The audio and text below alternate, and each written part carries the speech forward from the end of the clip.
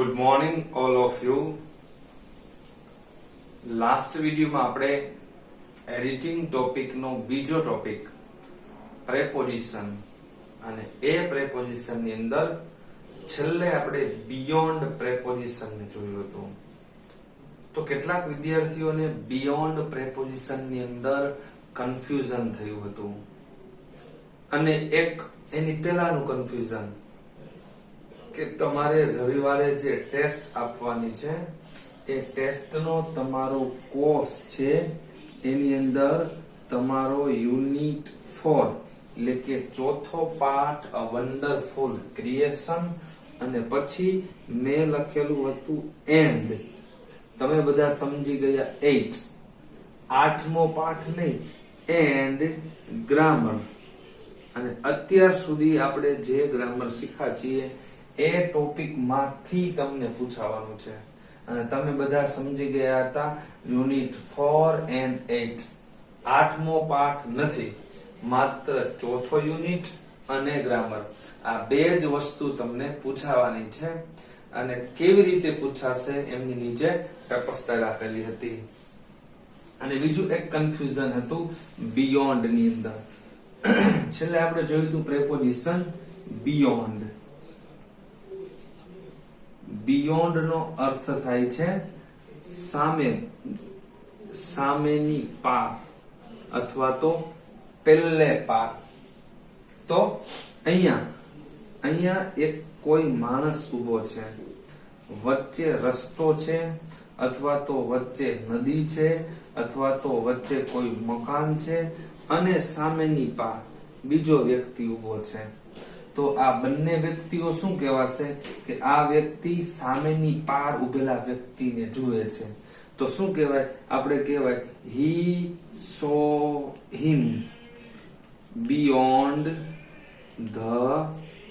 આ વ્યક્તિ સ્કૂલમાં ઉભો છે તો બિયોન્ડ ધ સ્કૂલ, કે તેને સ્કૂલની સામેની પાર જોયો. તો વચ્ચે કઈક જગ્યા છે પરંતુ વચ્ચે કઈ ન હોય ને સીધું સામે હોય ને ત્યારે ઇન ફ્રન્ટ ઓફ વપરાય છે. ઇન ફ્રન્ટ ઓફ એટલે ની વિરુદ્ધ દિશાએ, બિલકુલ નજીક હોય અને સામે જ્યારે બેઠા હોય ત્યારે શું કહેવાય? ઇન ફ્રન્ટ ઓફ એટલે ની સામે. અને જ્યારે બિયોન્ડ એટલે પહેલે પાર અથવા તો સામેની બાજુએ. થોડુંક વધુ ડિસ્ટન્સ હોય ને ત્યારે આપણે કહેશું બિયોન્ડ અને નજીકનું ડિસ્ટન્સ હોય ત્યારે ઇન ફ્રન્ટ ઓફ વપરાય છે. સાથે સાથે હજુ પણ એક વાત યાદ આવે છે કે બિયોન્ડ નો અર્થ સામેની પાર તો છે જ, પરંતુ હજુ એક અર્થ થાય છે બિયોન્ડ નો અર્થ થી વધારે એવો પણ થાય છે. થી વધારે એટલે કે મોર ધેન નું સમાનાર્થી. મોર ધેન નો અર્થ શું થશે? થી વધારે. આપણે એમ કહી શકીએ don't work beyond your capacity.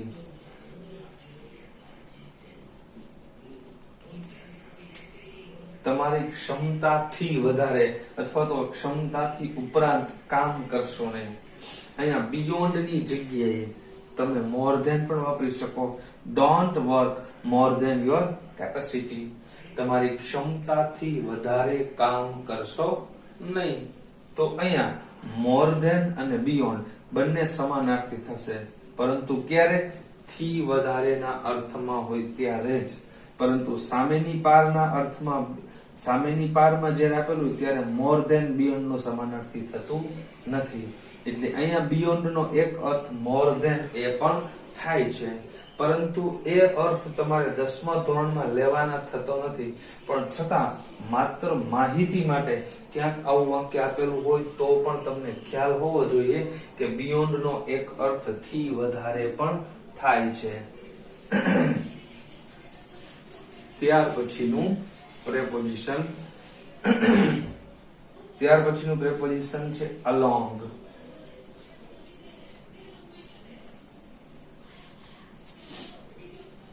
along એનો અર્થ લાંબુ એવો થતો નથી, પરંતુ ની સમાંતર.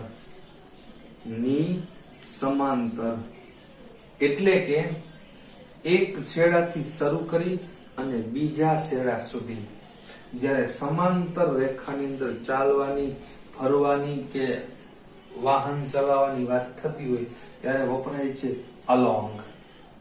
અલોંગ એટલે આમ જોઈએ તો ની સમાંતર રેખા, એટલે અહીંથી શરૂ કરી અને અહીંયા સુધી ઉપર થઈ અને તમારે જ્યારે ક્યાંય ચાલવાના સંદર્ભમાં વાત આવતી હોય ત્યારે અલોંગ વપરાય છે. ઉદાહરણ જોઈએ. We walked along the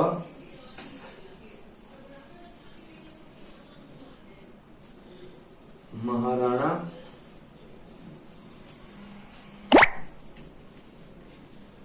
Pratap road, કે અમે મહારાણા પ્રતાપ રોડ પર ચાલ્યા, એટલે કે મહારાણા પ્રતાપ રોડની સમાંતરે આપણે ચાલ્યા. તો કોઈ એક સીધી રેખામાં આવેલું વસ્તુ છે અને લાંબા સમય સુધી આવેલું છે. તો આપણે બધાને ખ્યાલ હશે કે આપણે ત્યાં સામા કાંઠે જે આપણે ગેંડા સર્કલ કહેતા, ગેંડા સર્કલ થી સર્કિટ હાઉસ સુધીનો જે માર્ગ છે એને હવે પેલા ગેંડા સર્કલ ને બદલે હવે આપણે એને મહારાણા પ્રતાપ માર્ગ કહીએ છીએ. તો પછી અહીંથી અહીંયા સુધી અહીંથી શરૂ થાય અને અહીંયા પૂરું થાય ત્યાં સુધીનો જે માર્ગ છે એને મહારાણા પ્રતાપ માર્ગ કહીએ છીએ. અથવા તો આપણે નહેરુ રોડ, ગાંધી રોડ જે કહેતા હોય એવો કોઈ પણ રોડ છે તો અહીંથી શરૂ કરીને અહીંયા સુધીના જે ચાલવાના સંદર્ભમાં હોય ત્યારે વપરાય છે અલોંગ. એટલે કે એક છેડાથી શરૂ કરી અને બીજા છેડા સુધી તમારે સમાંતર રેખા પર જ્યારે જવાનું થતું હોય ત્યારે શું વપરાય છે? અલોંગ. બીજું આપણે ઉદાહરણ લઈએ. આપણે એમ કહીએ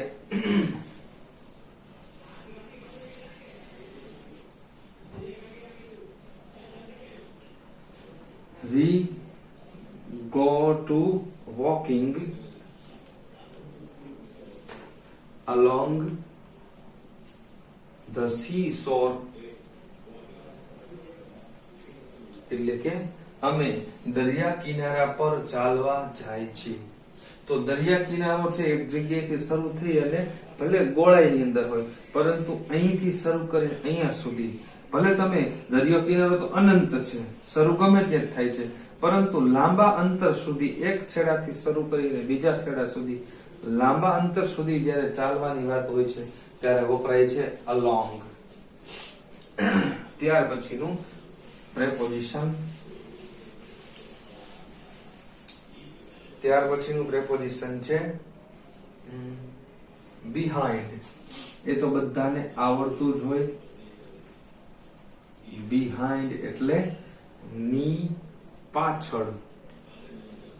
કોઈ પણ વ્યક્તિ, વસ્તુ કે પદાર્થ છે એની પાછળ જ્યારે આપેલું હોય ત્યારે વપરાય છે બિહાઇન્ડ.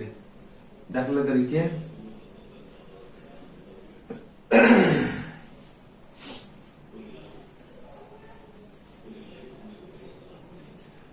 The children are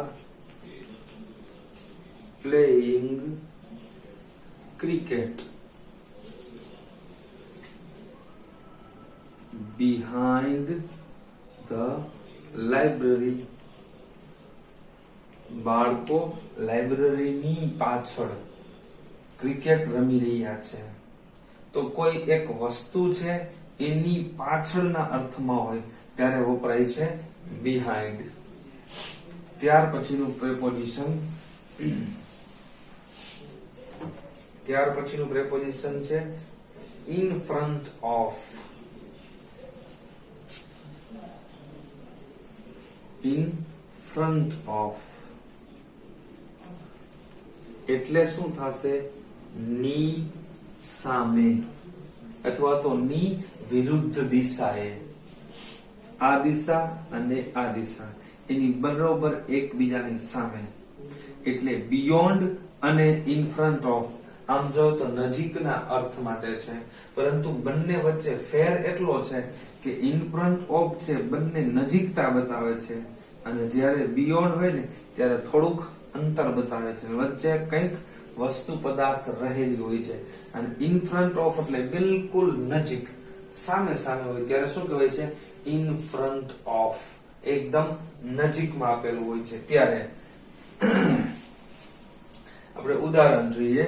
લગભગ આપણે સોસાયટીનો જે ગેટ હોય એની સામે લખેલું હોય કે don't park your vehicle, don't park your vehicle in front of gate, કે ગેટ ની બિલકુલ સામે તમારા વાહનને પાર્ક કરશો નહીં. પરંતુ જો ઇન ફ્રન્ટ ઓફ ની જગ્યાએ તમારે બિયોન્ડ આપેલું હોય તો પછી જે તમારો ગેટ છે, આ તમારો ગેટ છે, વચ્ચે રસ્તો હોય અને પછી સામેની કોઈ જગ્યા છે, ત્યાં જો તમે વાહન પાર્ક કરવાની ના પાડતા હોય તો ત્યારે શું કહેવું પડે તમારે? Don't park your vehicle beyond the school. સ્કૂલની સામેની બાજુએ તમે વાહન પાર્ક કરશો નહીં. પરંતુ અહીંયા બિલકુલ સામે, બિલકુલ નજીકના અર્થમાં હોય ત્યારે ઇન ફ્રન્ટ ઓફ વપરાય છે, થોડુંક દૂરના અર્થમાં હોય છે ત્યારે બિયોન્ડ વપરાય છે. એટલે આ બંને વચ્ચેનો જે ડિફરન્સ છે એને ખાસ સમજજો.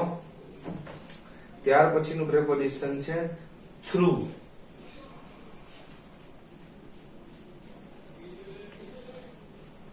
થ્રુ એટલે કંઈક વસ્તુ, પદાર્થ, વ્યક્તિ કે સ્થળમાંથી, કોઈ વસ્તુની અંદરથી અથવા ની આર પાર એવા અર્થમાં વપરાય છે.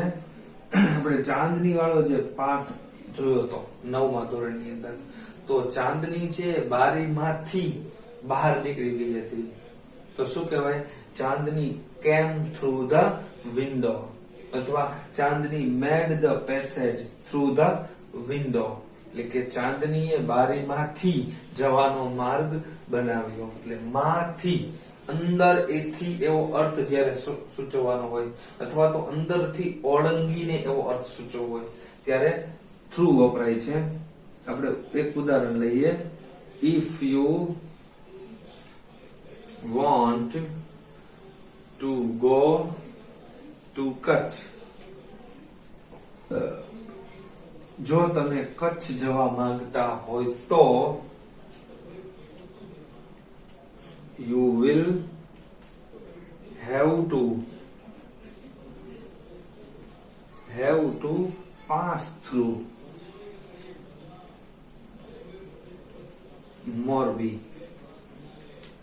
જો તમે કચ્છ જવા માંગતા હોય તો you will have to pass through. Pass through એટલે માંથી પસાર થવું. કેમ થ્રુ એટલે માંથી બહાર આવવું. રેન થ્રુ એટલે માંથી દોડીને બહાર નીકળવું. તો થ્રુ નો અર્થ શું થાય છે? માંથી. તો જો તમે કચ્છ જવા માંગતા હોય તો તમારે મોરબી માંથી પસાર થવું પડશે અથવા માંથી નીકળવું પડશે. થ્રુ નો અર્થ છે માંથી. તો સ્પેલિંગ ની અંદર મિસ્ટેક થઈ જશે. THROUGH through. જો આ બંનેની અંદર ફેર છે. THROUGH થ્રુ અને એક ધો THOUGH ધો. તો જો આમાં THROUGH છે અને આમાં THOUGH છે. તો આ બંને વચ્ચેનો ડિફરન્સ સમજજો. જો ઉતાવળ થશે ને તો તમે થ્રુ ને ધો વાંચી લેશો અને ધો ને થ્રુ વાંચી લેશો. કારણ કે આપણે 9મા ધોરણની અંદર જોયું છે કે આપણું મનુષ્યનું મગજ છે ને એ પહેલો અક્ષર અને છેલ્લો અક્ષર એને જ વાંચે છે. બાકીનું વચલું છે એને બહુ ધ્યાન આપતા નથી. કારણ કે એક અક્ષર THROUGH થ્રુ એમ વચાય. એટલો બધો આપણે સમય વિચારતા નથી. જેમ નાનકડું બાળક પહેલી વખત જ્યારે વાંચવાનું શીખતો હોય ત્યારે આપણે એમ લખેલું હોય મોહિત, તો નાનકડું બાળક બોલશે શું? મરચાનો મ, બાજુમાં લીટું એટલે મા ને એક લીટું એટલે મો, હરણનો હ ને રસ્વ હી અને તલવારનો ત, મોહિત. આટલું બધું આપણે વિચારતા જ નથી. આપણે સીધું મોહિત એમ વાંચી લઈએ છીએ, પણ ત્યારે આ પ્રોસેસ આપણા મગજમાં જ થતી હોય છે, પરંતુ મગજ શું વિચારે છે? પહેલા બે અક્ષર, છેલ્લા બે અક્ષર, વચલું વિચારતું હોતું નથી. એટલે અમુક સમયે જે ઉતાવળ થઈ અને જે હોશિયાર સ્ટુડન્ટ છે ને, જે ટોપર સ્ટુડન્ટ છે ને, માર્ક્સ કપાવવાનું કારણ આ જ હોય છે. પછી બાર પેપર સોલ્વ કરતી વખતે એને ખ્યાલ આવશે કે ઓહો આ તો થ્રુ હતું, મેં એને ધો વાંચી લીધેલો હતો. એટલે ધો જોઈશો એટલે તમે સીધું વિચારશો ડિસ્ક્રાઇબિંગ કોન્ટ્રાસ્ટ છે, પરંતુ એવું જરૂરી નથી. એટલે થોડું નિરાત રાખી અને વાંચશો તો પછી પ્રોબ્લેમ થશે નહીં. ત્યાર પછીનું પ્રેપોઝિશન, થ્રુ પછીનું પ્રેપોઝિશન, ત્યાર પછીનું પ્રેપોઝિશન છે ઓફ, ખાલી ઓફ. તો આ ઓફ પ્રેપોઝિશન છે, એનો તમે જેવો અર્થ લઈ શકો, નો, ના, ની, નું વગેરે. પછી જેવો અર્થ હોય એવો તમે ચારમાંથી કોઈ પણ અર્થ લઈ શકો છો. એમની અંદરથી થ્રુ નો, ઓફ નો પહેલો ઉપયોગ છે માલિકી દર્શાવવા માટે. પહેલો ઉપયોગ છે માલિકી દર્શાવવા માટે વપરાય છે. દાખલા તરીકે આપણે કહીએ this is car of mister Parmar, કે આ મિસ્ટર પરમારની કાર છે. તો જ્યારે આપણે 8મા ધોરણની એપોસ્ટ્રોફી એસ શીખ્યા હતા, તો આ વાક્ય આપણે શું કહી શકીએ? This is mister Parmar's car એમ પણ કહી શકીએ ને. એટલે એપોસ્ટ્રોફી એસ ક્યારે વપરાય છે? એનો અર્થ શું થાય છે? નો, ના, ની, નું. તો એપોસ્ટ્રોફી એસ શેના માટે વપરાય છે? માલિકી દર્શાવવા માટે વપરાય છે, અથવા તો સંબંધ દર્શાવવા માટે વપરાય છે. તો અહીંયા પહેલો ઉપયોગ ઓફ નો એક છે કે એ માલિકી દર્શાવવા માટે વપરાય છે, કે મિસ્ટર પરમાર ની. તો અહીંયા કાર છે એટલે આપણે ની લીધું. પરંતુ જો પુત્ર હોય તો this is mister Parmar son, અથવા this is son of mister Parmar, એવું તો આપણે શું કહેશું? મિસ્ટર પરમાર નો દીકરો છે. તો એવી રીતે નો, ના, ની, નું જેવો અર્થ હોય એવો અર્થ લઈ શકીએ છીએ. તો અહીંયા પહેલો ઉપયોગ એનો થાય છે માલિકી દર્શાવવા માટે. એટલે એપોસ્ટ્રોફી એસ ની જગ્યાએ આપણે જે ઓફ નો ઉપયોગ કરીએ છીએ એ ઉપયોગ, એનાથી આપણે બધા પરિચિત છીએ. ત્યાર પછીનો બીજો ઉપયોગ છે કોઈ રોગથી મૃત્યુ પામવાના સંદર્ભમાં. રોગથી મૃત્યુ પામવાના સંદર્ભમાં કોઈ વ્યક્તિ કોઈ બીમારીથી મૃત્યુ પામ્યા છે ત્યારે ડાઇડ ઓફ એવો શબ્દ વપરાય છે. દાખલા તરીકે એમ કહીએ his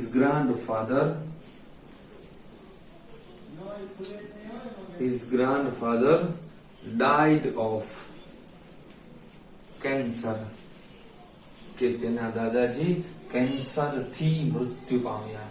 અથવા તો હાલમાં કહી શકીએ કોરોનાથી મૃત્યુ પામ્યા, કે તેના દાદાજી કોઈ બીમારીથી મૃત્યુ પામ્યા. એવા સંદર્ભમાં હોય ત્યારે ઓફ વપરાય છે. જો બીમારીથી પીડાતા હોય છે ને ત્યારે પાછું બીજો પ્રેપોઝિશન વપરાય છે. આ ખાસ સમજજો.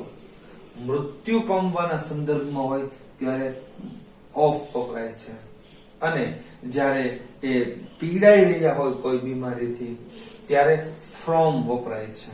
તો ઓફ અને ફ્રોમ બંને યાદ રાખજો. ભાષાંતર કરશો તો એવું જ લાગશે his grandfather died from cancer. તો ઓફ નો પણ અર્થ થી જ થશે અને ફ્રોમ નો પણ અર્થ થી જ થશે. એટલે ભાષાંતર કરશો ત્યારે તમને બે સેમ જ લાગશે, પરંતુ અહીંયા તમારે મૃત્યુ પામવાના સંદર્ભમાં હોય ત્યારે ઓફ વપરાય છે. અને જો પીડાઈ રહ્યા છે એમ કેવું તો his grandfather is suffering from cancer, તો કેન્સર થી પીડાઈ રહ્યા છે. એટલે કોઈ બીમારીથી મૃત્યુ પામવાના સંદર્ભમાં હોય ત્યારે પહેલો ઉપયોગ થયો ઓફ નો માલિકી દર્શાવવા માટે, અને બીજો ઉપયોગ થયો કોઈ બીમારીથી મૃત્યુ પામવાના સંદર્ભમાં. અને કેટલાક એવા પ્રકારના શબ્દો છે દાખલા તરીકે આપણે જો જોયો ડાય, ત્યાર પછી ફોન્ડ છે, ત્યાર પછી અફ્રેડ છે, આવા કેટલાક શબ્દો છે એની સાથે ઓફ વપરાય છે એટલે નાથી. તો ડાઈડ ઓફ એટલે નાથી મૃત્યુ પામા, ફોન્ડ ઓફ એટલે ના શોખીન હોવું, અફ્રેડ ઓફ એટલે નાથી ડરવું. તો આવા કેટલાક ક્રિયાપદો છે કે જેમની સાથે ઓફ વપરાય છે ત્યારે એનો અર્થ થી એવો થાય છે. ત્યાર પછીનું પ્રેપોઝિશન છે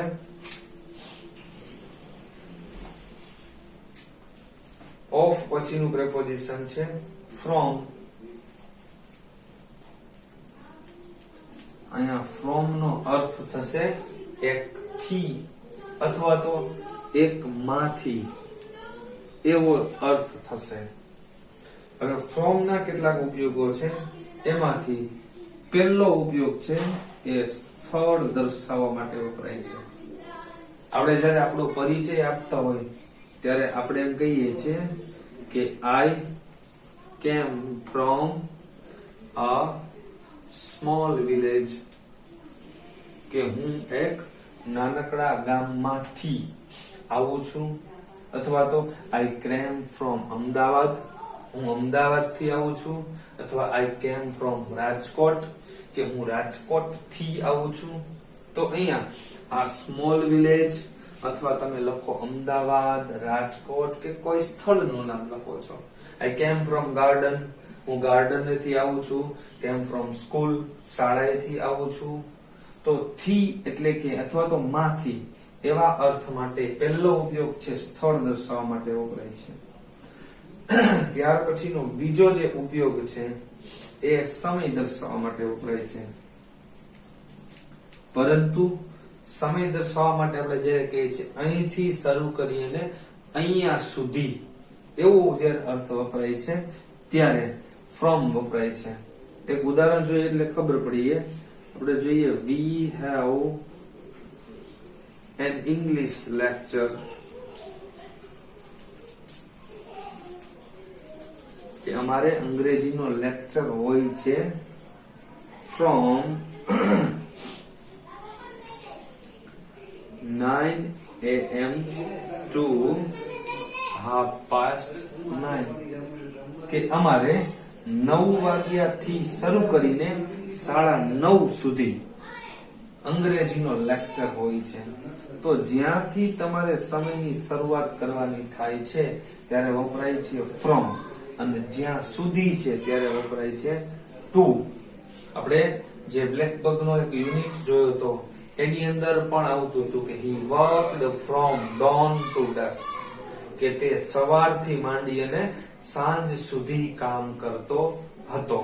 afternoon to evening, એટલે from afternoon to evening, એટલે કે બપોરથી સાંજ સુધી. from first lecture to last lecture, એટલે કે પહેલા લેક્ચર થી શરૂ કરીને છેલ્લા લેક્ચર સુધી. અથવા તો કહીએ from June to December, એટલે કે જૂન થી શરૂ કરી અને ડિસેમ્બર સુધી. આવો કોઈ પણ સમયગાળો દર્શાવવા માટે, પરંતુ જ્યાંથી સમય શરૂ થાય છે ત્યારે from વપરાય છે, અને સુધીના અર્થમાં હોય ત્યારે to વપરાય છે. આ ખાસ ધ્યાન રાખજો. તો from નો બે ઉપયોગ, એક સ્થળ દર્શાવવા માટે, એક સમય દર્શાવવા માટે, અને હજી આપણે એક ત્રીજો ઉપયોગ એની અગાઉ ચર્ચા કરી જ ગયા છીએ તો એ પણ જોઈ લઈએ. અને ત્રીજો ઉપયોગ છે બીમારીથી પીડાતા હોય ત્યારે. બીમારીથી પીડાતા હોય ત્યારે, બીમારીથી મૃત્યુ પામવું હોય ત્યારે ઓફ વપરાય છે, અને બીમારીથી જ્યારે પીડાતા હોય ત્યારે વપરાય છે ફ્રોમ વપરાય છે. તો આપણે કહીએ my mother is suffering from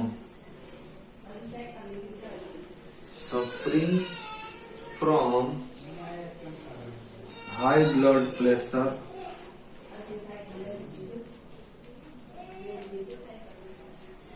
કે મારી માં એ હાઈ બ્લડ પ્રેશર થી પીડાઈ રહી છે.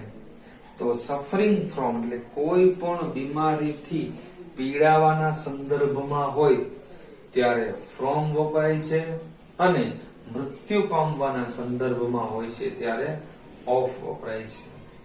એટલે ફ્રોમ પ્રેપોઝિશનના 3 ઉપયોગ છે. તો એક તો પહેલો ઉપયોગ એનો છે સ્થળ દર્શાવવા માટે, બીજો ઉપયોગ છે સમય દર્શાવવા માટે, એટલે અહીંથી શરૂ કરીને અહીંયા સુધી, અને ત્રીજો ઉપયોગ છે કોઈ પણ બીમારીથી પીડાવાના સંદર્ભમાં વપરાય છે. ત્યાર પછીનો પ્રેપોઝિશન છે એ ટુ છે,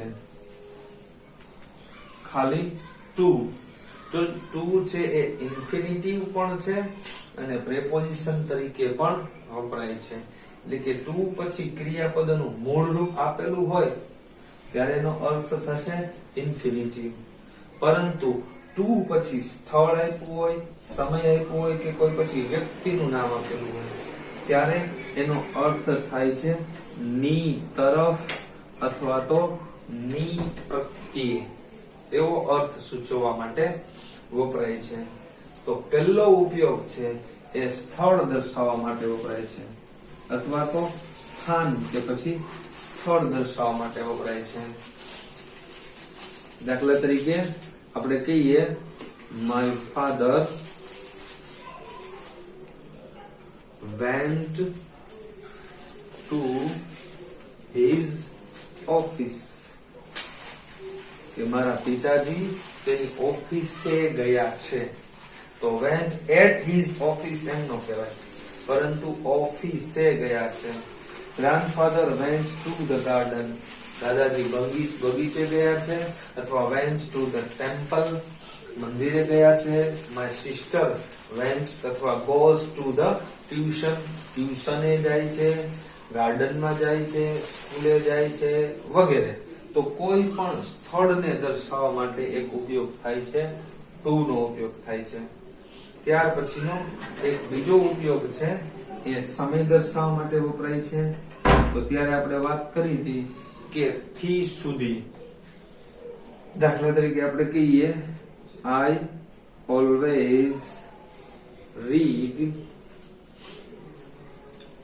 from 8 to 10 PM, કે હું દરરોજ 8 વાગ્યાથી 10 વાગ્યા સુધી. તો અહીંયા from એટલે થી ના અર્થમાં, અને અહીંયા ટુ એટલે સુધીના અર્થમાં વપરાય છે. એટલે જે સમયગાળાની શરૂઆત હોય ત્યારે from વપરાય છે, અને જે સમય સુધી છે ત્યારે શું વપરાય છે? ટુ. આપણે from ની અંદર જ જોઈ લીધું છે.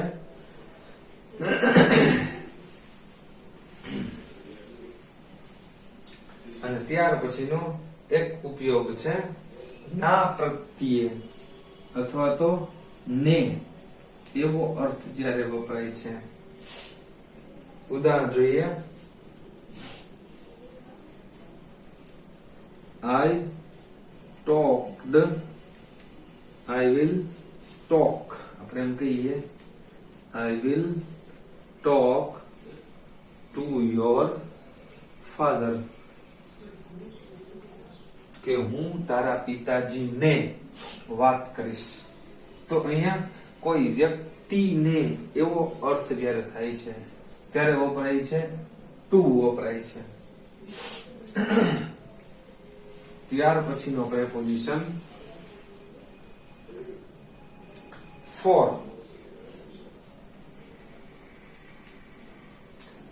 ફોર પ્રેપોઝિશન જેનો અર્થ થાય છે માટે. એનો પહેલો ઉપયોગ છે માટેના અર્થમાં, અથવા તો કોઈ વ્યક્તિ માટે એવો અર્થ વપરાણો હોય ત્યારે. દાખલા તરીકે my uncle has bought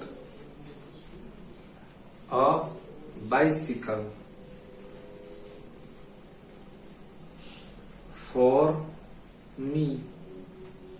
તો મારા અંકલે મારા માટે સાયકલ ખરીદી છે, તો અહીંયા ફોર છે એ માટેના અર્થ માટે વપરાયું છે. ત્યાર પછીનો બીજો ઉપયોગ છે એ છે સ્થળ દર્શાવવા માટે.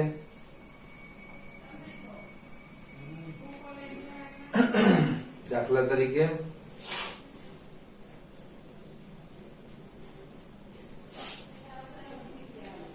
આપણે પ્રશ્ન પૂછીએ, when can I get a bus for Rajkot, કે મને ક્યારે રાજકોટની બસ મળશે? તો અહીંયા ફોર છે રાજકોટ પેલા વપરાયું છે, તો રાજકોટ એ શું છે? સ્થળ.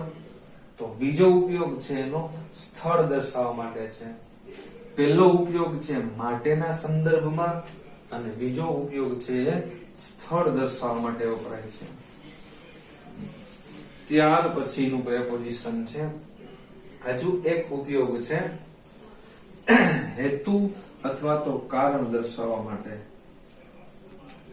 કોઈ ક્રિયા કયા હેતુથી થઈ એ દર્શાવવા માટે વપરાય છે. દાખલા તરીકે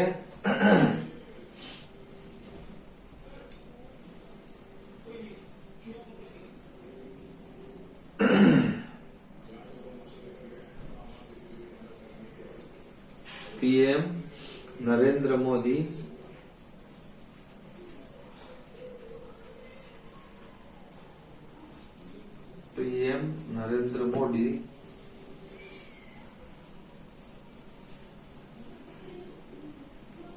works for Mother India.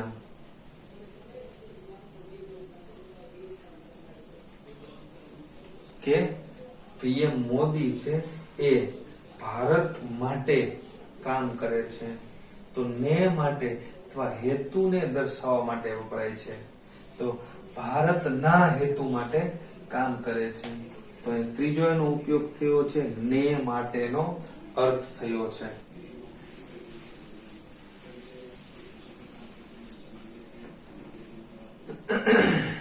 ત્યાર પછીનો એક ઉપયોગ છે અબાઉટ.